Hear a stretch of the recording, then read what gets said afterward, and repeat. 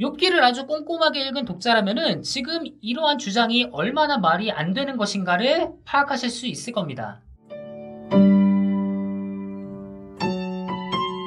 지금 들으시는 곡은 결단과 헌신의 다짐으로 유명한 주가 보이신 생명의 길입니다.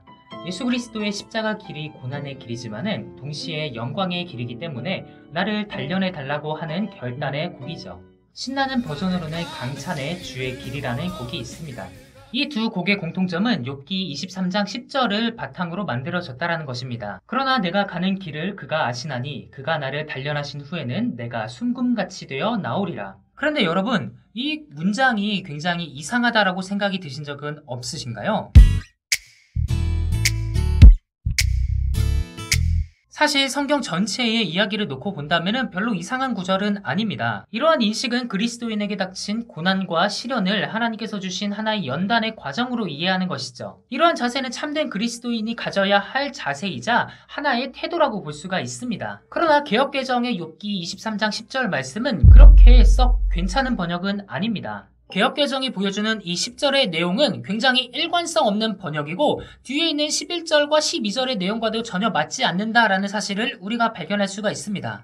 물론 히브리어 원어를 따지면 충분히 개역개정과 같이 번역할 수 있어요. 그러나 번역하는 작업에 앞서서 번역자가 해야 할 작업은 그 문장의 앞뒤 문맥을 파악하는 것입니다. 23장에 나오는 욥의 말은 자신의 무죄를 항변하는 말입니다. 22장에서 엘리바스는 이렇게 말했습니다. 네가 죄가 있기 때문에 하나님께서 벌을 하시는 것이다. 네가 회개하면 평안과 복이 임할 것이다. 너의 교만한 마음을 돌이켜라. 그런데 우리가 생각을 해봅시다. 욥이 정말로 회개를 할 잘못을 저질렀나요? 욥이 정말로 교만했던 것일까요? 욥기 1장에서 우리가 발견할 수 있는 정보는 욥이 바로 하나님 앞에서 완전 무결하며 흠이 없고 하나님 보시기에 의로운 자다라는 겁니다. 그렇다면 이러한 엘리바스의 말에 욥은 어떻게 항변을 하고 있을까요? 11절과 12절을 보면은 욥이 하나님의 법을 어기지 않았고 나는 올바른 길로 걸었다라고 얘기하고 있습니다. 그런데 10절을 다시 보면은 지금까지 자신의 무죄를 주장하던 욥이 갑자기 하나님께서 나에게 주신 시련은 연단의 과정이었소 라고 변론하는 꼴이 됩니다. 아주 뜬금없이 새 친구들의 주장과 같은 주장을 하는 셈이 되는 것입니다. 그렇습니다. 나에게는 죄가 있습니다. 그러나 하나님께서 나를 단련하신 후에는 내가 불순물이 전부 다 제거가 되어서 아주 깨끗하게 나올 것입니다.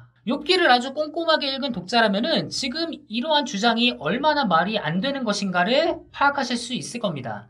따라서 23장 10절은 새 번역과 같이 번역하는 것이 문맥에 아주 타당합니다. 나를 시험해 보신다면은 나에게 흠이 없다라는 것을 발견하실 것이다 라는 것이죠. 이게 바로 욥이 일관되게 주장한 내용입니다. 나를 한번 검사를 해보십시오. 그렇다면 내가 얼마나 깨끗한지 알 수 있게 될 것입니다.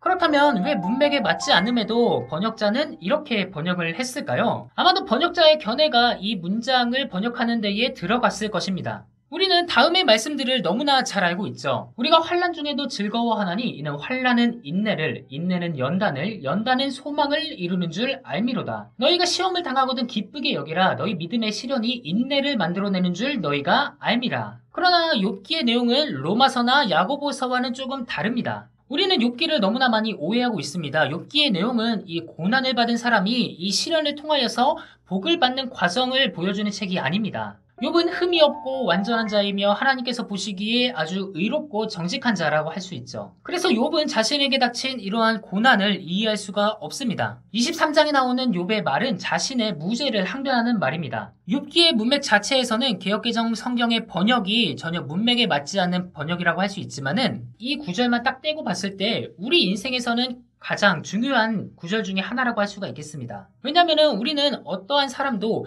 욥처럼 자신이 의롭다고, 내가 죄가 없다고, 내가 회개하지 않아도 된다라고 주장할 사람이 아무도 없기 때문이죠. 그렇다면은 이러한 찬양들을 우리가 어떻게 접근하면 좋을까요? 단순히 이게 문맥에 맞지 않는 번역이고 오역이다 라고 해가지고 배격하는 것이 옳은 태도일까요? 제가 제안하는 방법은 작곡가의 의도를 존중하자라는 거예요. 하나님께서 주신 이 고난의 연단의 과정을 통과한 자에게 의의 상급이 주어진다라는 것은 성경에 주된 메시지 중에 하나이기 때문이죠. 우리는 이것을 놓치면 안 됩니다.